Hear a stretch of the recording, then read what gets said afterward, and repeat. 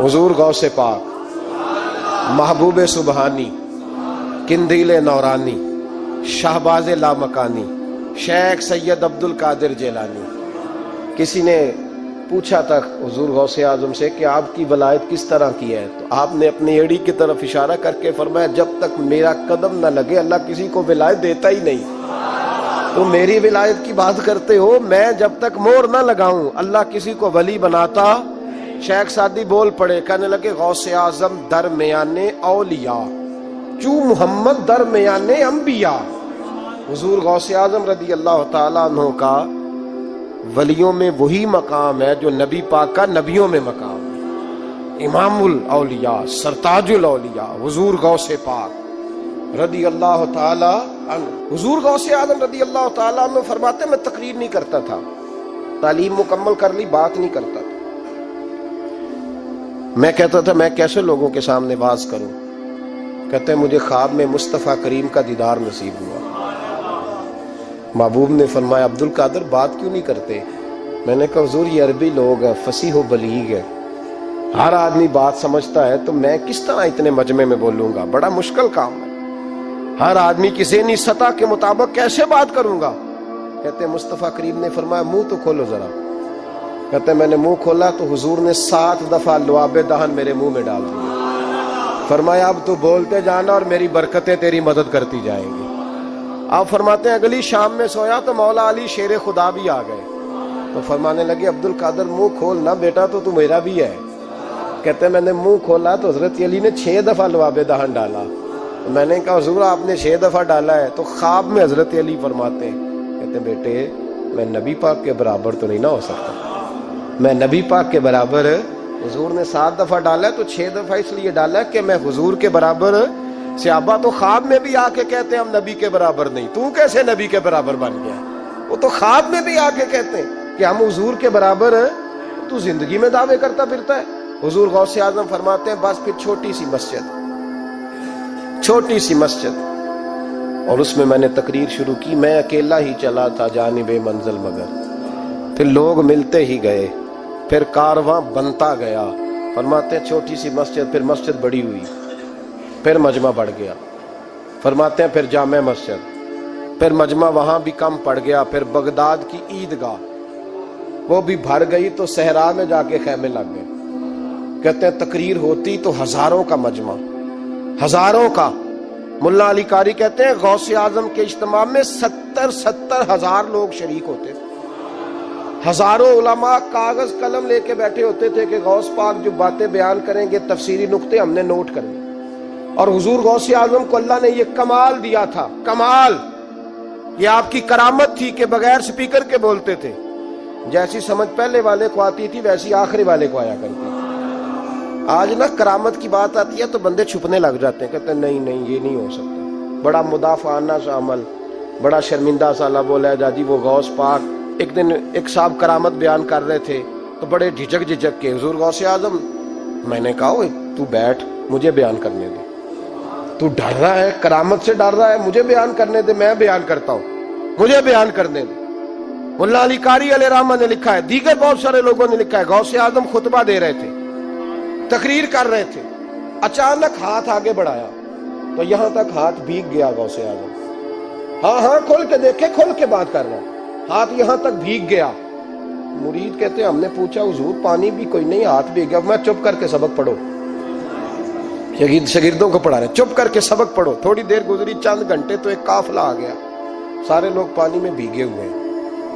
حضور غوث اعظم کے سامنے کھڑے ہوئے، کہا حضور آپ نے بڑی کرم نوازی فرمائی، بڑی کرم نوازی۔ وہ شاگرد کہنے لگے ہوا کیا؟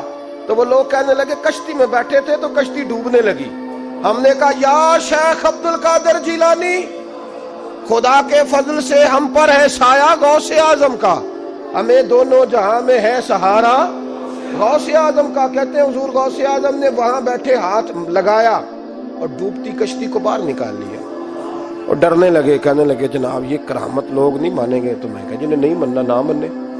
ایک عیسائی مسلمان دونوں جھگڑا کر رہے ہیں، غوث اعظم گزر رہے ہیں، جھگڑا ہو رہا ہے۔ عیسائی مسلمان سے کہتا ہے ہمارے نبی عیسیٰ علیہ السلام نے مردے زندہ کیے، تمہارے نبی نے بھی کو کیا تو بتاؤ۔ مسلمان پڑھا ہوا نہیں تھا، हालांकि नबी पाक ने बड़े मुर्दे जिंदा किए, पढ़ा नहीं था, बता न सका। गौसे आजम के कान में आवाज गई तो जाके साई का बाजू पकड़ के झंझोड़ा, फरमाने लगे क्या कहा तुमने, मेरे मुस्तफा ने मुर्दा जिंदे किया तो बताऊं। फरमाया तू नबी पाक की छोड़, मैं गुलामों का गुलाम हूं, मैं गुलामों का गुलाम हूं, मुझे बता कौन सा मुर्दा जिंदा करना है। तू छोड़, हुजूर की बात ना कर, मैं गुलामों का गुलाम हूं, मुझे बता कौन सा मुर्दा जिंदा करना है। पुरानी कब्र पे ले गया, कहने लगा जी अगर ना हुआ तो। गौसे आजम फरमाने लगे जो तू कहेगा वो मैं करूंगा। तो कहने लगे अगर हो गया तो, अगर तो गौसे आजम कहने लगे ना मेरे खानका पे झाड़ू देना, ना मेरे बर्तन मांजना, ना मेरे घर का सौदा लाना, अगर जिंदा हो गया तो बस मेरे नबी का कलमा पढ़ जाना, बस मेरे रसूल का कलमा पढ़ जाना। अल्लाह अकबर। उसने जो सबसे पुरानी कब्र थी ना, वो कहता है ये हमारे दादा ने भी नहीं देखा था बंदा कौन है। उस कब्र पे खड़ा हो कहने लगा इसको जिंदा करे। तो गौसे आजम रदी अल्लाह ताला अन्हु कब्र के सराहने खड़े हुए तो दुआ करने लगे, कहने लगे मौला अपने लिए नहीं तेरे रसूल के लिए। फिर फरमाया कुम बेइज़्निल्लाह, उठ अल्लाह के हुक्म के साथ। एक औरत कलमा पढ़ती हुई खड़ी हो गई, खड़ी हो गई और खड़ी होकर उसने पहला जुमला कहा तो कमाल कर दी। कहने लगी मेरे नसीब देखो, मैं बनी इसराइल की थी, अब्दुल कादर तेरे सदके जाऊं, तूने मुझे खड़ा किया है तो अल्लाह ने मुझे मुस्तफा का कलमा पढ़ने की तौफीक दे दी, तेरे कुर्बान जाऊं अब्दुल कादर, तेरी क्या बात है। अब वो बंदा दौड़ दौड़ के गौसे आजम के कदमों में आया, फरमाने लगे ना कलमा मेरे मुस्तफा का पढ़ना है, हुजूर का गुलाम बनना है। तो भाइयों हजरत शेख अब्दुल कादिर जिलानी, हुजूर गौसे आजम रदी अल्लाह ताला अन्हु, मामूली बात ना समझना, हुजूर गौसे आजम रदी अल्लाह ताला अन्हु फरमाते हैं मैं कदम न लगाऊं तो अल्लाह विलायत ही न दे, मैं कदम न लगाऊं तो अल्लाह विलायत न दे। एक आदमी से हुजूर गौसे पाक नाराज हो गए, एक शख्स से निकल जा मेरे आस्थाने से। दुआ मंगया करो संगियो, किते मुर्शद ना रुस जावे, जिन्हां दे पीर रुस जाते वो जिउंदे भी वो मरे ही रहते। चल दौड़ जा, निकल जा। वो कहते हैं मैं 300 वली के पास गया हूं, 300, हर एक से कहा मेरे लिए दुआ करो। तो वो कहने लगे जिसे अब्दुल कादिर धुतकार दे उसको कोई सीने से लगा सकता, चल वापस चला जा। आके कदमों में बैठ गया, कहने लगा सोने माफ कर दे। फरमाने लगे तूने देर कर दिया, मैं तो कब से माफ किए बैठा हूं, तूने देर की आने में, मैं तो रसूलुल्लाह का गुलाम हूं और हुजूर ने माफ करना सिखाया है। हुजूर गौसे पाक वाज करते, नसीहत करते, और चूंकि ना शोहरत के लिए, ना माल के लिए, ना नोटों के लिए, इसलिए गौसे आजम जब तकरीर करते ना, एक दिन बगदाद में बारिश शुरू हो गई, खिताब हो रहा था, लोग बिखरने लगे तो दो जुमले गौसे पाक के, कहने लगे या अल्लाह तू दिलों के भेद जानता है, अगर बंदे मैंने अपनी जात के लिए इकट्ठे किए हैं तो तेज बारिश बरसा, दौड़ा दे सारे, और अगर तेरे लिए इकट्ठे किए हैं तो फिर भी तेरी मर्जी, रखने हैं तो रख, भेजने हैं तो।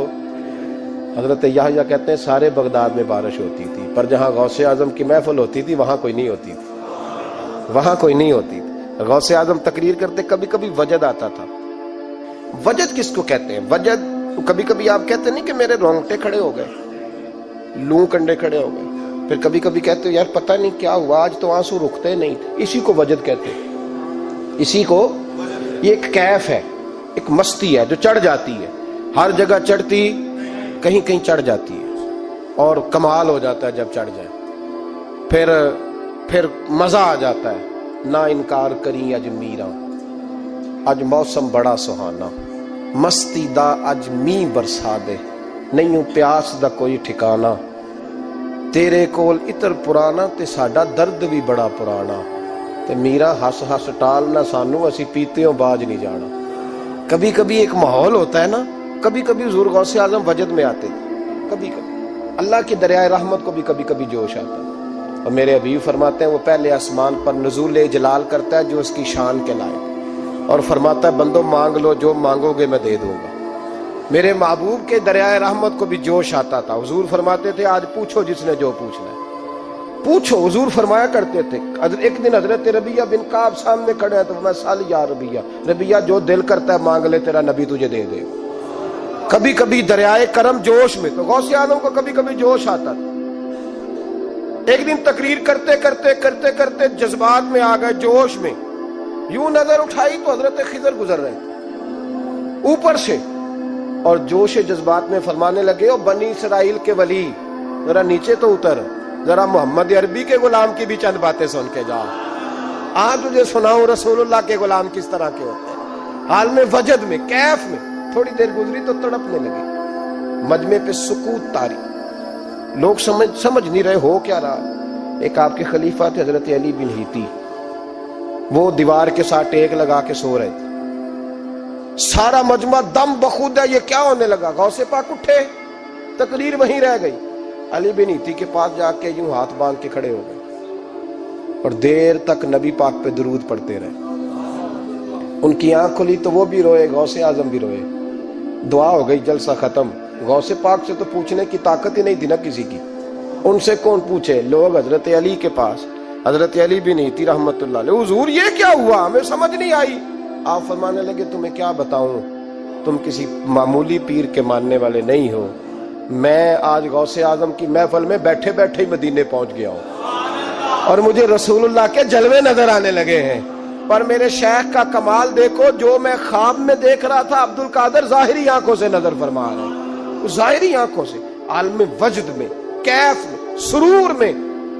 اور جب غوث اعظم تقریر کرتے تھے نا تو 50 آدمی اس کونے سے کھڑے ہوتے تھے، کہتے تھے حضور ساری زندگی گناہ کیے ہیں، اب توبہ کرتے ہیں، اب دوبارہ گناہ نہیں کریں گے۔ اس کونے سے 15 کھڑے ہوتے تھے، حضور ڈاکے ڈالے ہیں ساری عمر، اب توبہ، آپ کی بات نے دل بدل دیا ہے، اللہ نے توفیق ہدایت دے دی۔ ادھر سے 10 کھڑے ہوتے، حضور سود کا دھندا، چوری کا دھندا، آج کے بعد توبہ۔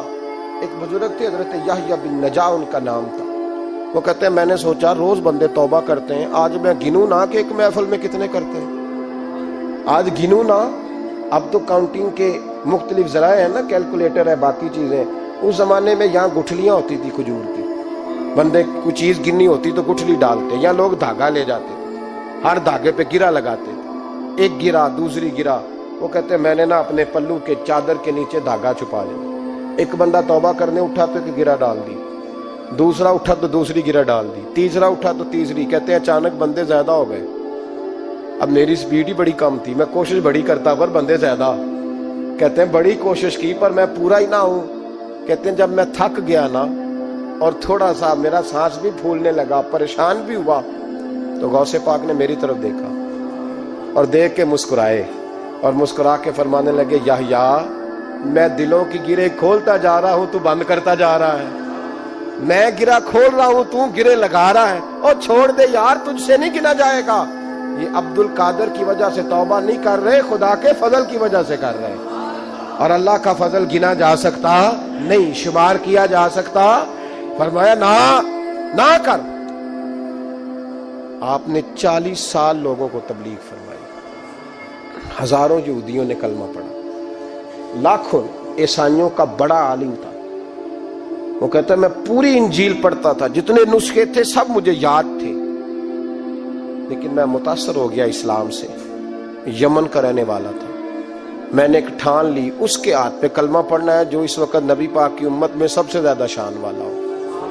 کہتے ہیں میں سویا تو خواب میں جناب عیسیٰ کا دیدار ہوا اور مجھے کہنے لگے تلاش کرنے کی ضرورت ہی کوئی نہیں، بغداد چلا جا، بغداد حضور غوث پاک کی بارگاہ میں، فرمانے لگے اس وقت نبی پاک کی امت میں سب سے زیادہ شان اللہ نے حضور غوث اعظم کو عطا فرمائی، شیخ عبد القادر جیلانی رضی اللہ تعالی، غوث پاک۔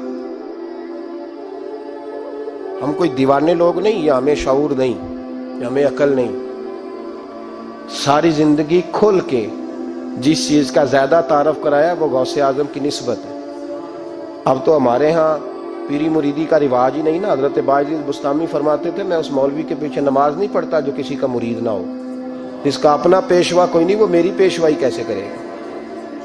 حضرت مخدوم اشرف جہانگیر سمنانی فرمایا کرتے تھے میں تو اس دکاندار سے سودا نہیں لیتا جو کسی کا مرید نہ ہو، اس لیے کہ جس نے تربیت ہی نہیں لی، جس کے اندر درد ہی نہیں، روحانیت ہی نہیں، جس کا پیشوا ہی کوئی نہیں، کس طرح اب تو ماحول نہیں نہ رہا۔ لیکن یاد رکھو یہ نسبت اتنی تگڑی ہے، اتنی تگڑی کہ ہمارے صوفیاء نے ساری زندگی غوث اعظم کا غلام کہلانے میں فخر محسوس کیا. کیا رشتہ داری تھی اعلیٰ حضرت بریلوی کی ان سے, کیا تعلق تھا پیر میر علی شاہ صاحب کا ان کا, کیا ان کا, لیکن ان لوگوں نے ساری زندگی کھل کے غوث اعظم کے تذکرے کیے. کیوں؟